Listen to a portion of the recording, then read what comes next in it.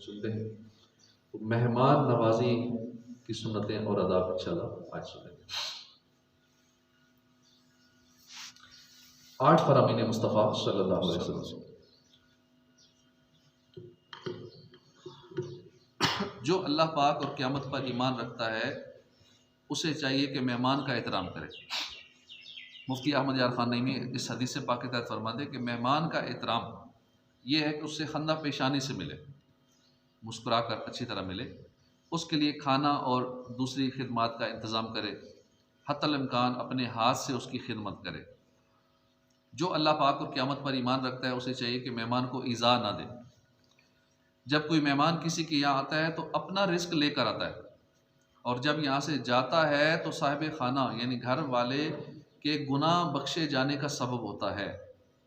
तो कई लोग इसलिए मेहमान से बचते हैं कि पहले ही गुजारा मुश्किल से होता है, राशन पूरा होता है, आटा इतना लाते हैं तो वो बजट डिस्टर्ब हो जाएगा, घर का राशन पानी डिस्टर्ब हो जाएगा, इतनी सामान लाते हैं, सौदा साल इतना लाते हैं, अगर आए दिन मेहमान आ गए तो फिर तो हमारा सिस्टम डिस्टर्ब हो जाएगा। नहीं, मेहमान अपना रिस्क खाता है, अपना लेकर आता है, लेकिन जब जाता है तो अहले खाना के वो मुसीबतें परेशानियाँ और वो लेके जाता है और गुनाह बख्शे जाने का सबब होता है।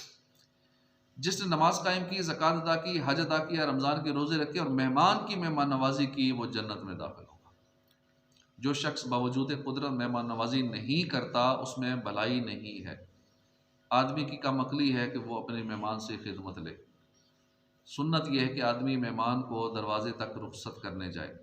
जिस घर में खाया जाए उसमें खैर व बरकत ज़्यादा तेज़ी से आती है बमुकाबला छुरी के जो ऊँट के कोहान तक जाए। यानी जिस घर में मेहमान, ज़ायरीन, मुलाकाती लोग खाना खाते रहें वहाँ बरकत रहती है, वरना खुद घर वाले तो खाते ही रहते हैं। ऊँट की कोहान में हड्डी नहीं होती, चर्बी ही होती है, इसे छुरी बहुत ही जल्दी काटती है और उसकी तह तक पहुँच जाती है, इसलिए इससे तशबीह दी गई। तो ये सिलसिला चलते रहना चाहिए, ढूंढ ढूंढ के मेहमानों को लाना चाहिए ताकि घर में ये सिलसिला चलता रहे और घर में खैर व बरकत नाज़िल होती रहे। हज़रत बीबी खदीजा रज़ियल्लाहु अन्हा फरमाती हैं, आप सल्लल्लाहु अलैहि वसल्लम तो रिश्तेदारों के साथ बेहतरीन सलूक करते हैं, मुसाफिरों की मेहमान नवाजी करते हैं, हक़ और इंसाफ की खातिर सब की मुसीबतों और मुश्किलात में काम आते हैं। एक शख्स ने अर्ज़ की, या रसूल अल्लाह, मैं एक शख्स के यहाँ गया, उसने मेरी मेहमानी नहीं की, अब वो मेरे यहाँ आए तो मैं क्या करूँ, मैं उसे बदला लूँ? इरशाद फरमाया, नहीं, तुम उसकी मेहमानी करो। हमारे यहाँ ये होता है कि फ़लाँ ने मुझे फ़लाँ चीज़ खाना नहीं दिया या चाय नहीं पिलाई, तो हम भी ऐसे ही करेंगे। ठीक है, उसने कौन सी चाय पूछी थी, तो हम भी ऐसे ही करेंगे। फ़लाँ ने खाना तो नहीं पूछा था, खाली चाय पिलाई थी, ठीक है, हम भी चाय पे टरकाएंगे, खाना नहीं खिलाना। तो बदले का बदला वो हम भी वही करते हैं। तो उन साहबी ने भी ये पूछा कि मैं उनके यहाँ गया तो उन्होंने मुझे कुछ नहीं खिलाया, मेहमान नवाजी नहीं की, अब मैं भी ऐसा ही करूँ? नहीं, आप उनको खिलाओ, तो जो नहीं खिलाता उसको भी खिलाओ, उससे बढ़कर खिलाओ। हज़रत सैयदना अता रहमतुल्लाह अलैह फरमाते हैं कि सैयदना इब्राहीम खलीलुल्लाह अलैहिस्सलाम का जब खाना खाने का वक्त आता, कोई साथ खाने वाला नहीं होता था तो 1 या 2-2 मील तक उसकी तलाश में निकल जाते थे कि बंदा मिल जाए साथ खाने वाला। 1-2 मील सफ़र करके बंदे ढूंढते रहते थे, मेहमान ढूंढते थे। हज़रत सैयदना इकरमा रहमतुल्लाह फरमाते हैं कि सैयदना इब्राहीम खलीलुल्लाह अलैहिस्सलाम का लक़ब अबू ज़ैफ़ान यानी बड़ा मेहमान नवाज ये मशहूर था। इनके मकान के 4 दरवाजे थे और वो देखते रहते थे कि किस दरवाजे से कोई आने वाला आता है, इंतज़ार करते थे कोई इस दरवाजे से आ जाए, इधर से कोई आ जाए। तो हम कोशिश करते हैं दरवाज़ा बंद ही रखें, ना ही आए तो बेहतर है, फ़ोन करें तो नहीं, घर में नहीं है, कहीं बाहर गए हुए हैं, तो आ ना जाए।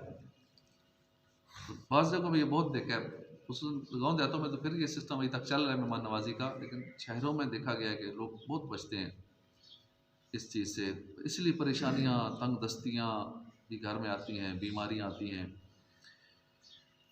खादिमुन नबी सैयदना अनस बिन मालिक फरमाते हैं कि जिस घर में मेहमान नहीं आता उसमें रहमत के फरिश्ते नहीं आते। मुफ्ती अहमद यार खान रहमतुल्लाह अलैह फरमाते हैं, हमारा मेहमान वो है जो हमसे मुलाकात के लिए बाहर से आए यानी दूसरे शहर या मुल्क से आए, खा उससे हमारी वाकफियत पहले से हो या ना हो, जो हमारे लिए अपने मोहल्ले या अपने शहर में से हमसे मिलने आए 2-4 मिनट के लिए, वो मुलाकाती है, मेहमान नहीं। उसकी खातिर मसलन अच्छी तरह मिलना, चाय पानी करना हो तो करो, मगर उसकी दावत नहीं है। और जो नावाकिफ़ शख्स अपने काम के लिए हमारे पास आए, वो मेहमान नहीं। जैसे हाकिम या मुफ्ती के पास मुकदमे वाले आते हैं या फतवा लेने आते हैं, या हाकिम या मुफ्ती के, वो मेहमान नहीं है क्योंकि वो फतवा लेने आए हैं या अपना काम कराने या मुकदमा लेके आए हैं। मेहमान को चाहिए कि अपने मेज़बान की मसरूफियात और ज़िम्मेदारियों का लिहाज रखे। मेहमान को चाहिए कि मेज़बान की मसरूफियात का लिहाज रखे, उसकी ज़िम्मेदारियों का लिहाज रखे। कई मेहमान भी होते हैं कि वो देखते नहीं है कि अगले की मसरूफियत क्या है, बस कहते हैं मैं आ रहा हूँ और मैं इतने पूरे दिन के लिए आ रहा हूँ या 2 दिन के लिए आ रहा हूँ। अब पता नहीं है अगले का शेड्यूल क्या है, अगला मिनट मिनट के हिसाब से चल रहा है और बीच में वो 1 दिन के लिए भी आया था, तो पहले टाइमिंग तय करके या कोई हिसाब किताब करके यूँ आना चाहिए। वरना लोग जिस तरह खुद अपना टाइम वेस्ट करते हैं, कोई परवाह नहीं होती, तो अगले के टाइम को यूँ समझते हैं अगला भी वेला है। तो ठीक है, वेले हैं लोग, लेकिन कुछ लोग बिज़ी भी होते हैं। कुछ लोगों को एहसास ज़िया होता है, वक्त ज़ाया होने का एहसास होता है। तो हमें इसलिए अपना वक्त भी बचाना चाहिए, दूसरों का वक्त भी बचाना चाहिए। टाइम बड़ा कीमती होता है और हम एक वक्त में बहुत कुछ कर सकते हैं। लेकिन 1 सेकंड में हम जन्नत में दरख्त लगवा सकते हैं। एक बार सुबहान अल्लाह कह दें, जन्नत में दरख्त लग जाता है। एक बार अल्हम्दुलिल्लाह कह दें, एक बार ला इलाहा इल्लल्लाह पढ़ दें, जन्नत में दरख्त लग जाता है। कितना टाइम कीमती है, सेकंड में जन्नत में दरख्त लग गया। फिर हम चाहे दीनी हवाले से देखें, दुनियावी हवाले से देखें, अगर रिज़्क़ हलाल भी कमाना है, ठीक है, जिसका वैसे निज़ाम चल रहा है, उसकी एक ऑटो इनकम, पैसिव इनकम चल रही है, उसके घर किराए पे लगे हुए हैं, प्लाज़े दुकानें किराए पे, किराया आ रहा है या उसकी इनकम का ऐसा ज़रिया बना हुआ है, ठीक है, वो अल्लाह अल्लाह कर रहा है, लेकिन फिर भी उसका भी वक्त ज़ाया करेंगे तो जितनी देर में वो इबादत कर रहा है, हमने उसकी इबादत का टाइम तो ले लिया। तो इन सारी बातों का हमें ख्याल रखना चाहिए। अपना अपने वक्त का भी ख्याल रखना चाहिए, हम अपना टाइम भी ज़ाया न किया करें। दीनी दुनियावी हम कुछ ना कुछ मसरूफियात रखा करें। रिज़्क़ हलाल भी कमाना है अच्छी नीयतों से, तो ये भी इबादत है। तो जो वक्त हम अपने रिज़्क़ हलाल के लिए देंगे, मोबाइल पे दें, कंप्यूटर पे बैठ के दें, क्योंकि हर एक का अपना एक तरीक़ेकार है रोज़ी कमाने का। कई हैं मुशक्क़त से कमाते हैं, कई ऐसे हैं कि जिन्होंने मोबाइल से ही कमाना होता है, मार्केटिंग करके ही कमाना होता है। तो अगर उनका भी हम टाइम ले लेंगे, अब जितने मिनट में उसने मार्केटिंग करनी थी, कुछ कमाना था, अर्निंग करनी थी, हमने उतना उसका माली भी नुकसान कर दिया। तो इन सारी बातों का ख्याल रखते हुए किसी का मेहमान बनना चाहिए। तो मेहमान भी आजकल ख्याल नहीं रखते और कहते मैं आ रहा हूँ, और आगे से कोई कहने में मसरूफ़ हो तो फिर कई नाराज़ भी होते हैं कि मैंने आने का कहा और इसने मुझे इतनी मसरूफियात आगे से बता दी। बाहरी शरीयत जल्द 3 सफ़ा 391 पर हदीस नंबर 14 है, जो शख्स अल्लाह पाक और क़यामत के दिन पर ईमान रखता है, वो मेहमान का इकराम करे। एक दिन रात उसका जायज़ा यानी एक दिन उसकी पूरी खिदमत करे, ख़ातिरदारी करे, आहो भगत करे, जहाँ तक मुमकिन हो उसके लिए तकल्लुफ़ एहतमाम के साथ खाना तैयार करे, यानी अच्छा खाना तैयार करे। ज़ियाफ़त 3 दिन है, यानी एक दिन के बाद तकल्लुफ़ ना करे। एक दिन तो तकल्लुफ़ करे, जितना अच्छे से अच्छा हो सकता है वो करे।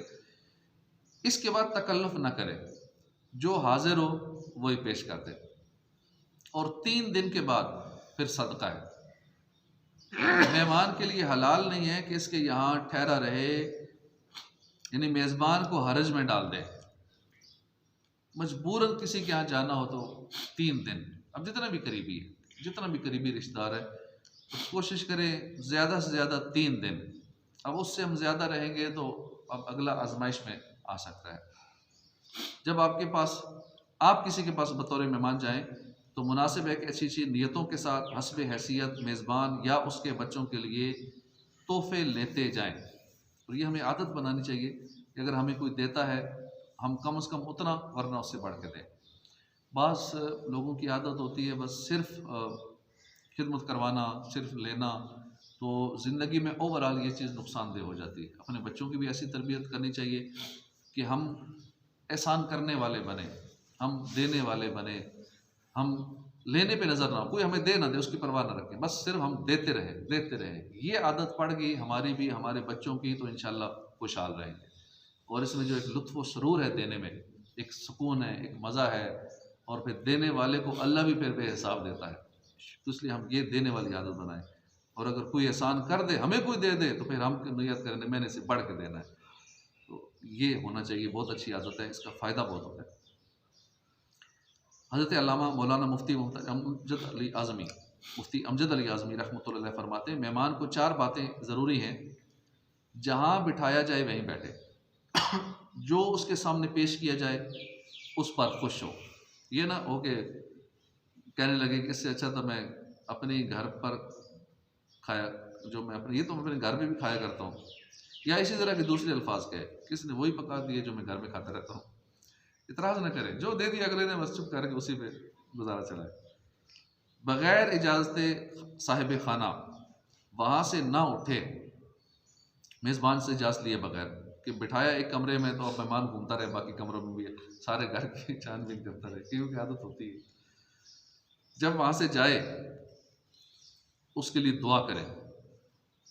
घर या खाने वगैरह के मामलात में तनकीद ना करें, ये भी आदत अच्छी नहीं है। चाहे मेहमान हो या वैसे भी तनकीद करेंगे तो लोग इसको महसूस करते हैं, चाहे हमारी तनकीद सच्ची भी हो बेशक, लोग महसूस करेंगे। अगले के मकान में तनकीद अगर करेंगे कि ठीक नहीं बना हुआ, आपका फ़र्श ठीक नहीं है, मार्बल ठीक नहीं है, टाइल सही नहीं है, छत सही नहीं है, रंग सही नहीं हुआ, खाना आपका ऐसा है, आपको बनाने का तरीका नहीं आता, टेस्ट नहीं बनाया आपने, ये इस तरह की बातें किसी को अच्छी नहीं लगती।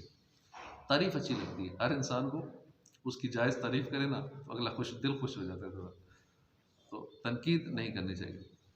मेज़बान भी मेहमान को झूठ के ख़तरे में डालने वाले सवालात ना करे। मसलन कहना कि हमारा घर कैसा लगा, या का हमारा खाना आपको पसंद आया नहीं। ऐसे मौके पर अगर पसंद ना होने के बावजूद मेहमान मुरव्वत में घर या खाने की झूठी तारीफ़ करेगा तो गुनाहगार होगा। अगर सच्ची बात करेगा तो फिर अगला नाराज़ होगा। कोई ऐसा सवाल ना किया जाए हमारा खाना कैसा लगा, हो सकता है उसको अच्छा ना लगा हो। अब अगर वो कहते अच्छा नहीं लगा, अब मेहमान जो मेज़बान है परेशान होगा। अगर झूठ बोलेगा तो मेहमान गुनाहगार होगा। तो इसलिए इस तरह के सवाल किए न जाए। बाज़ औक़ात खाने के मौके पर मेहमान पर एक शख्स मुकर्रर कर दिया जाता है जो अपने हाथ से मेहमान की प्लेट में खाना या सालन या बोटी वगैरह डालता रहता है। मेहमान को इससे परेशानी हो सकती है। अब मसलन मेहमान बोटी से बचना चाहता है कि उसको कोई मसला है, नहीं खाना चाहता या दिल नहीं कर रहा या जो भी है। अब ज़बरदस्ती बोटियाँ अगर डाले जा रहे हैं तो दुरुस्त नहीं है, और मेज़बान का आदमी जो है वो बोटियाँ डाले जा रहा है। जो बंदा हमने मुकर्रर किया हुआ है तो हमने सही खिदमत करनी है, वो फिर इतनी खिदमत करता है कि ये पानी पीना ही पीना, आपने ये जूस पीना ही पीना है, ये फ्रूट भी खाना है, ये भी खाना है, ये भी खाना है। इतनी रोटियाँ खा, आपने सिर्फ एक रोटी खाई है, 2 रोटियाँ खानी है, बोटी एक ही खाई है जी, और बोटी और बोटी और बोटी। अब अगले के लिए मसला बन जाता है, उसका पेट ही खराब हो जाए। तो इसका भी ध्यान ज़बरदस्ती बंदा मुकर्रर जो कर दिया उसको ख्याल रखना चाहिए, या खुद मुकर्रर हो गए उस पर खिलाने पे। ठीक है, मोहब्बत है आपकी, लेकिन वो इस मोहब्बत में अगले के लिए परेशानी हो सकती है। मेज़बान को चाहिए कि मेहमान से वक्तन फ़वक्तन कहे और खाइए, इतना कह दे और खाइए, मगर इसरार ना करे कि कहीं इसरार की वजह से वो ज़्यादा ना खा जाए और फिर उसको नुकसान हो। कि मजबूरन अगले के इसरार की वजह से कह रहा है, वो अगले का दिल रखने के लिए, दिल जोई के लिए, कि दिल खुश करने के लिए खा लेते हैं, लेकिन बाद में उनके लिए तकलीफ बन जाती है। इमाम गज़ाली फरमाते हैं, साथी कम खाता हो तो रग़बत दिलाते हुए उससे कहे खाइए, लेकिन 3 बार से ज़्यादा ना कहा जाए, क्योंकि ये इसरार करना है, हद से बढ़ना है। 3 बार कहना है खाने का, और खाइए और खाइए और खाइए, चौथी बार नहीं करना, ये इसरार हो जाएगा। मेज़बान को बिल्कुल खामोश ना रहना चाहिए, और ये भी ना करना चाहिए खाना रख कर गायब हो जाए, बल्कि वहाँ हाजिर रहे और मेहमान से कोई ना कोई बातचीत करता रहे। मेज़बान खामोश ना रहे, कुछ ना कुछ बात करता रहे। मेहमानों के सामने खादिम वगैरह पर नाराज़ ना हो। कईयों की आदत होती है कि वो खादम पे गुस्सा निकालेंगे, घर वालों पे, बच्चों पे गुस्सा निकालेंगे। अब ऐसे जो आने वाले मेहमान है ना, वो फील करते यार पता नहीं मुझे देख के गुस्सा निकाल रहे हैं, अपने नौकर पे गुस्सा, क्योंकि आदत होती है। हो सकता है कई वैसे किसी और नियत से कर रहे हो, पता चले मेरा नौकर भी है, मैं कैसे सख्त आदमी हूँ, कैसे नौकरों को दबा के रखा हुआ है, कैसा मैं घर वालों को दबा के रखा हुआ है, बच्चे कैसे मुझे डरते हैं, मैं कितना सख्त हूँ, डांटते रहेंगे। अब इस डांटने का उस पर अच्छा असर नहीं पड़ता। जो आ रहे हो कहते हैं मैं आइंदा नहीं आऊँगा इस घर में। वो माहौल ऐसा देख, टेंस माहौल देख के ना अगला मेहमान घबरा जाता है, आइंदा बचता है कि मैं इस घर में नहीं आऊँ, चाहे करीबी रिश्तेदारी क्यों ना हो। भाई इस घर में तो हर वक्त झगड़े, गुस्से और लड़ाइयाँ झगड़े, इतने गुस्से वाला बंदा है, तो ये नहीं होना चाहिए। अपने खादिम को, गुलाम को, नौकर को, घर वालों को, बच्चों को मेहमान के सामने गुस्से ना हो। मेज़बान को चाहिए कि मेहमान की खातिरदारी में खुद मशगूल हो, खादिमों के ज़िम्मे ना छोड़ दें। ये मेहमान की आओ भगत हज़रत सैयदना इब्राहीम खलीलुल्लाह की सुन्नत है कि अपने नौकरों के ज़िम्मे लगा दे करो, नहीं, नौकरों को छोड़ दे, है नौकर ना साइड पर हो जाए, मेहमान आ गए फिर खुद खिदमत करे। इब्राहीम अलैहिस्सलाम की सुन्नत है।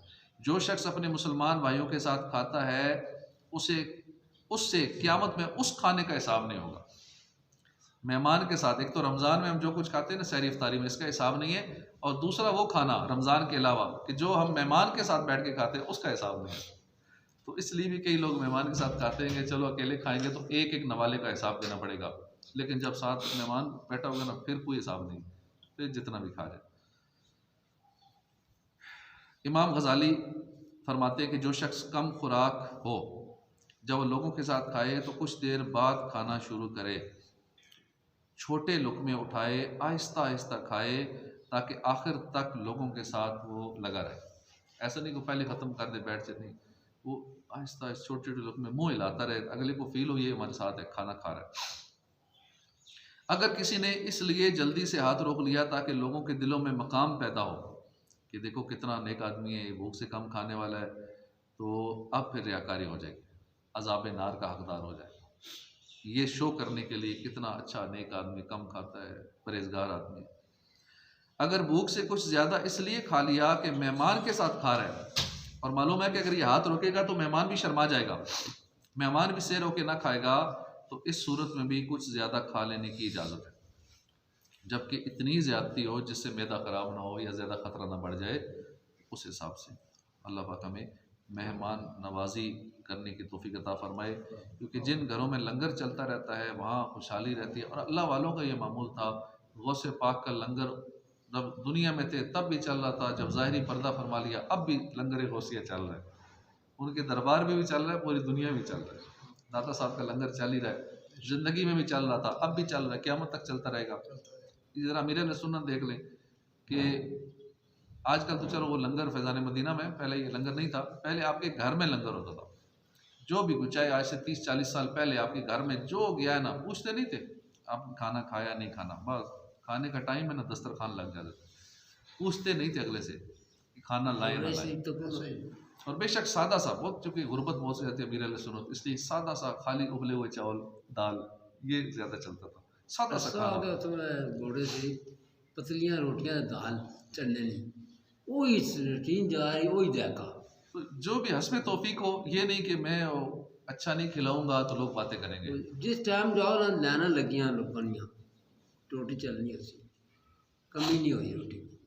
तो अमीर सुन्नत के घर से मैंने तो खाया है, शायद आपने भी खाया, जो पुराने पहले घर में जाते थे, अब तो वो सिलसिला नहीं है सिक्योरिटी की वजह से, लेकिन तकरीबन लाखों लोगों ने अमीर सुन्नत के घर से खाना खाया होगा। तो ये अल्लाह वालों का मामूल है कि उनके घरों में लंगर चलता ही रहता है। ये नहीं सोचते कि लोग क्या कहेंगे कि इसने दाल खिलाई है, इसने गोश्त नहीं खिलाया। कई लोग इसलिए किसी को नहीं खिलाते, खिलाएंगे तो बेइज्जती हो जाएगी कि इन्होंने गोश्त नहीं बनाया या अच्छी चीज़ नहीं बनाई। अगर दाल चावल खिलाएंगे तो हमारी बेइज्जती हो जाएगी, तो खिलाते ही नहीं। तो खिला दे, कुछ ना कुछ खिलाते रहें, घर में लंगर चलता रहे, बेशक सस्ता तरीन चलता रहे, सस्ते वाले चावल, सस्ती दाल, पानी डाल के, खूब पानी डाल, किलो दाल में 5 किलो पानी डाल दें, लंगर चलता रहे। देखिए कुरान शरीफ दाल चल रही होती है, लंगर पीर मेर अली शाह साहब के दौर में भी चल रहा था, अब भी लंगर चल रहा है। तो ये लंगर अल्लाह वालों का तरीक़ाकार है, तो हमें उस अल्लाह वालों की अदा, फिर अंबिया कराम का तरीका है खिलाना पिलाना, तो ये सिलसिला जारी रखना चाहिए। इंशाअल्लाह रिस्क में कभी तंगी नहीं आएगी, रिस्क में फराखी रहेगी। अल्लाह पाक तौफीक अता फरमाए। औज़ु बिल्लाहि मिनश शैतानिर रजीम।